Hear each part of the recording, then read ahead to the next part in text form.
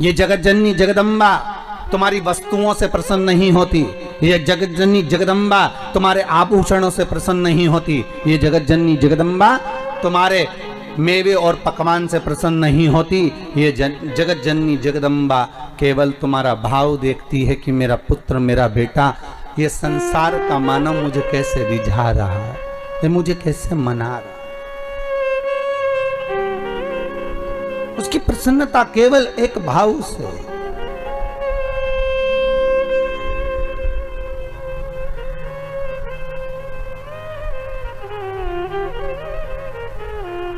केवल एक भाव।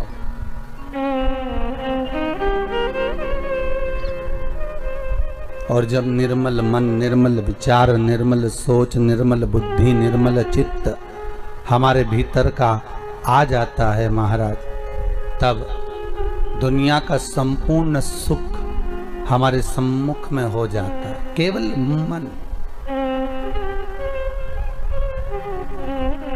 शंभू की कृपा है, आप सबका स्नेह शिव महापुराण से जुड़ा है।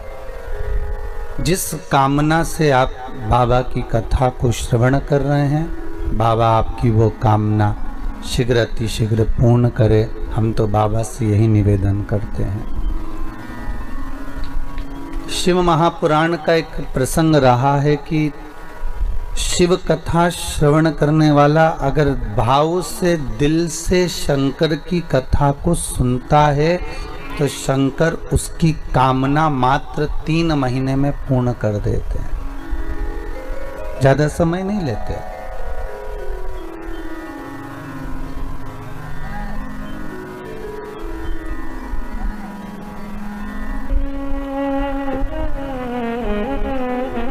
कितना सुख है जीवन में, कितना दुख है, कितना भोगना है, कितना भजन करना है, और आपकी इन श्वासों द्वारा कितना स्मरण होना है। ये सब वो लिखता है।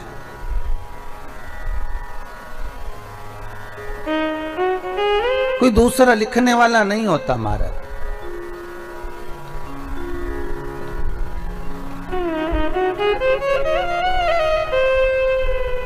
अगर हमें थोड़ा सा भी दुख प्राप्त हो रहा है तो उसने लिखकर भेजा होगा कि ये दुख हमको भोगना है महाराज।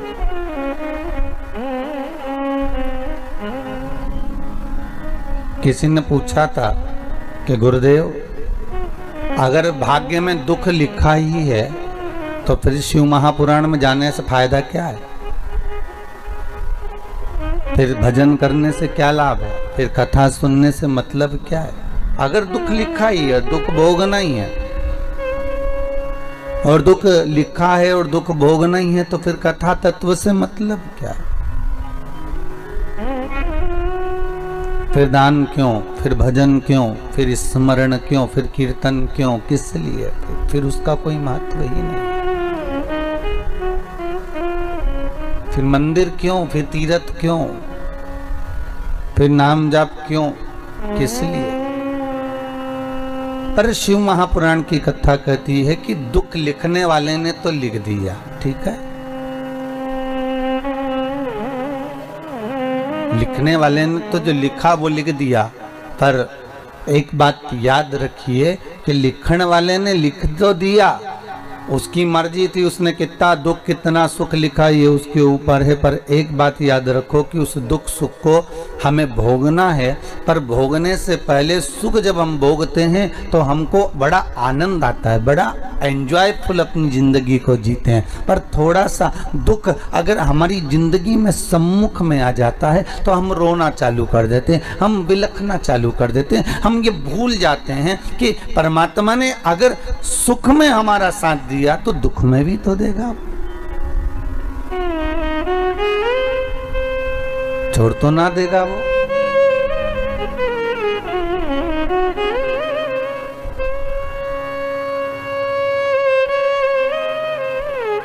एक माता पिता अपने बच्चे को लेकर साल भर में छुट्टियों में दादा दादी के घर जाते थे।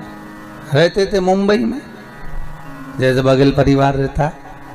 हाँ रेता वाले वहाँ हो, पर साल भर में एक बार तो आते ही होगे महाराज आप लोग, है वर्ष में एक बार अपने माता से मिलने के लिए, गांव में देखने के लिए। भले आप मुंबई रह रहे हैं, भले आप मुंबई निवास कर रहे हैं, तो वो माता पिता के पास में, अपने दादा दादी के पास अपने बच्चों को लेकर पहुँचते हैं, और बच्चों को लेकर पहुँचता, और माँ रहते कम से कम 1 महीना 15 दिन 20 दिन छुट्टियों को बड़े आराम से अपने जीवन को निकालते।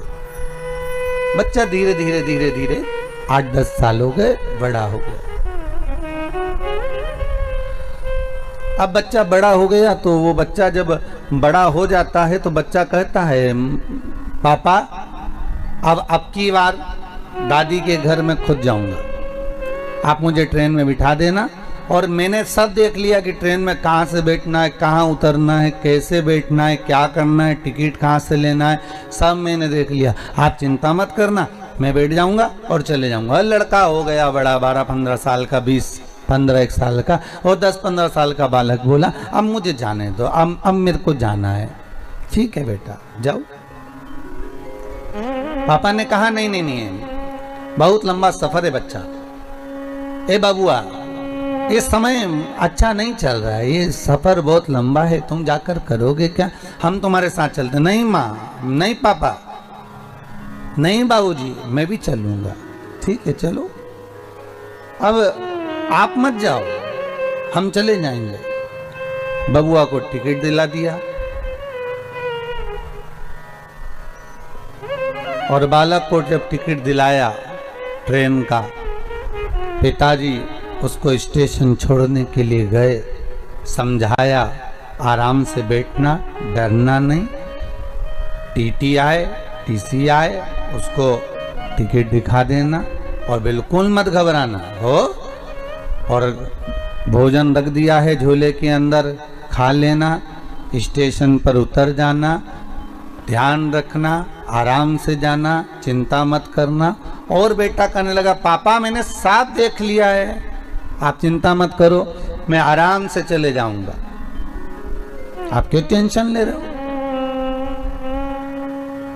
आपको चिंता करने की जरूरत नहीं, मैं सब पहुंच जाऊंगा, अब तो मैंने देख लिया, अब आप कोई टेंशन नहीं है, हो आप तो जाओ। पिताजी ने जेब में से एक पर्ची निकाली और बेटे के जेब में दे दी, ले ये पर्ची रख ले तेरे पास में, जब तुझे कहीं भय लगे, कहीं ऐसा लगे कि जरूरत है, तब इस पर्ची को निकाल लेना, थोड़ा सा पढ़ लेना। हो ठीक है। बेटे ने पर्ची आगे वाली जेब में रख ली, बेटा चले गया। ट्रेन आ गई, बेटा चढ़ गया, बैठ गया, चले, ट्रेन चल दी, इसको जगह मिल गई, बड़े आराम से बैठा हुआ था, बड़े आराम से, और बड़े आराम से बैठा बैठा वो बालक, सब लोग आ रहे हैं जा रहे हैं, कोई उसको डरा भी रहा, चलो सर को उधर, थोड़ा खसको, सीट दो, और थोड़ा खसक भी गया, दे भी दिया उसको।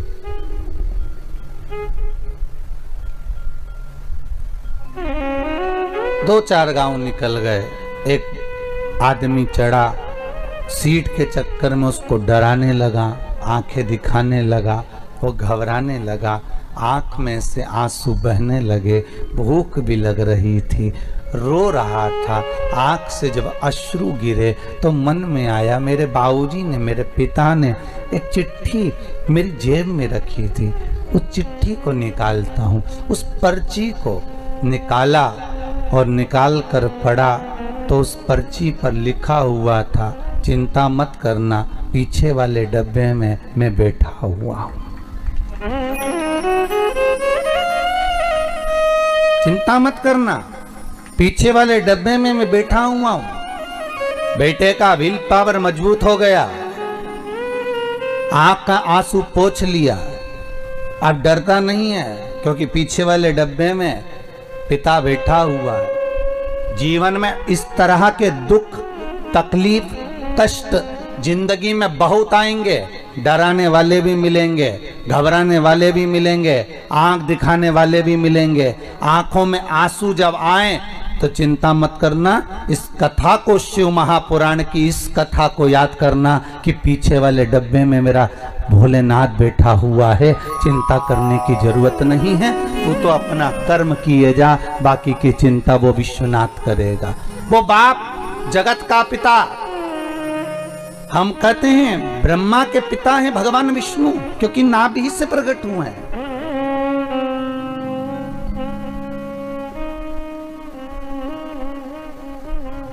ब्रह्मा के पिता हैं भगवान विष्णु, पर भगवान विष्णु के अगर कोई पिता हैं, स्वयं ब्रह्मदेव ने पूछा कि आपका पिता कौन, और ब्रह्मा और विष्णु ने मिलकर एक खंबे का, एक सुंदर पर्वत का घर्षण करना प्रारंभ करा, एक पर्वत को घुमाना प्रारंभ करा, और उस पर्वत के घुमाने से एक लिंगायत आकृति प्रकट हो गई। उस लिंगायत आकृति से आवाज आ गई कि हे नारायण, तुम मुझे पहचानना चाहते हो? भगवान विष्णु हाथ जोड़कर बोले, प्रभु आपको कौन नहीं जानता, मैं तो जानता हूं आप। परंतु ये ब्रह्मा के मन में आश्चर्य पड़ा हुआ ना कि मेरा पिता कौन है, जगत का नारायण, और नारायण का पिता है कौन आखिर?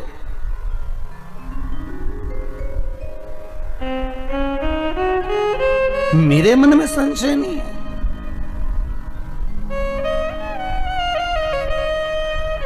चिंता दूसरों को होती है, सब बड़ा टेंशन है दूसरों को, अपने को चिंता नहीं इतनी हो जितनी दूसरों को चिंता है। इतने बड़े बड़े बच्चे हो गए, ना जाने शादी कब करेंगे। अरे बच्चे उनके सही है कि गलत है? बड़े भी हो गए तो उनके घर में हो गए, पढ़ लिख गए तो उनके घर में लिख गए, पर टेंशन इनको हो गई कि बताओ इतने बड़े बड़े हो गए, फिर टेंशन हो गया, इतनी सारी जमीन खरीदते जा रहे हैं, करेंगे क्या? सारी फैक्ट्रियां लाकर यही गांव में पांडे तारा में तो न डाल देंगे, बड़ी चिंता।